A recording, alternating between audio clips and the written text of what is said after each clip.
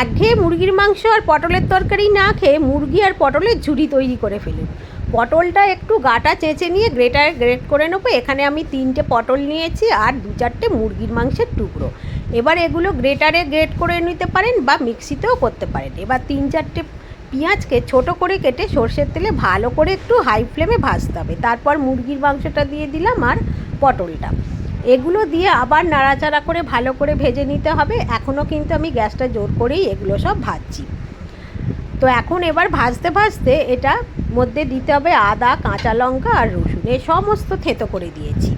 পরিমাণ মতো নুন, হলুদ দিয়ে দিলাম, দিয়ে ভালো করে নাড়াচাড়া করব। এইভাবে নাড়তে নাড়তেই কিন্তু এটা তৈরি হয়ে যাবে, মানে ভাজতে ভাজতেই একদম রেডি হয়ে যায়। এখন এতে দিয়ে দেবো একটা গোটা টমেটো।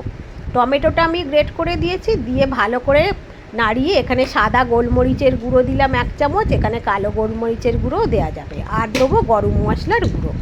ব্যাস একদম রেডি পটল মুরগির ঝুড়ি।